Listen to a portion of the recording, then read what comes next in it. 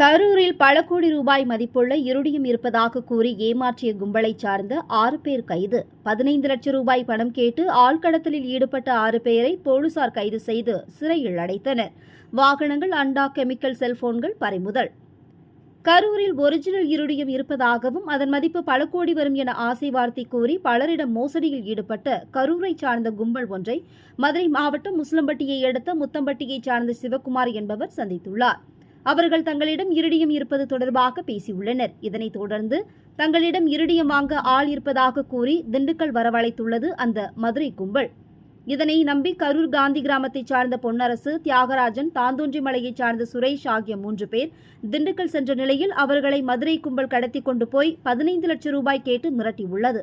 இதனைத் தொடர்ந்து கடத்தப்பட்ட தியாகராஜனின் உறவினர் அஜித் கொடுத்த புகாரின் அடிப்படையில் தாந்தோன்றிமலை காவல் நிலைய போலீசார் தனிப்படை அமைத்து கடத்தப்பட்டவர்களை மீட்டு கடத்தலில் ஈடுபட்ட சிவகங்கை மாவட்டம் தேவக்கோட்டையைச் சார்ந்த ரவிக்குமார், மதுரை மாவட்டம் முஸ்லம்பட்டியை அடுத்த அம்மன் முத்தம்பட்டியைச் சார்ந்த சிவக்குமார், தோடநேரியைச் சார்ந்த குமார், முத்துப்பாண்டி, எஸ்ஐ கோட்ரஸை சார்ந்த கருப்புசாமி, விளாங்குடியைச் சார்ந்த கண்ணன் ஆகியோரை கைது செய்த போலீசார் கடத்தலுக்கு பயன்படுத்திய காரையும் செல்போன்களையும் பறிமுதல் செய்தனர்.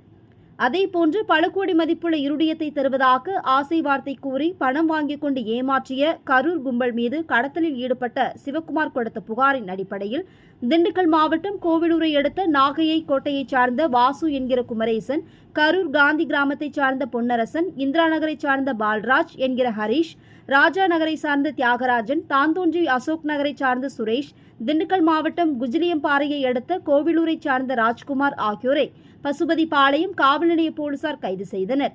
அவர்களிடமிருந்து இருடியம் என கூறிய அண்டா, சில்வர் பாத்திரம், கெமிக்கல்கள், கார், செல்போன்கள் பறிமுதல் செய்யப்பட்டது.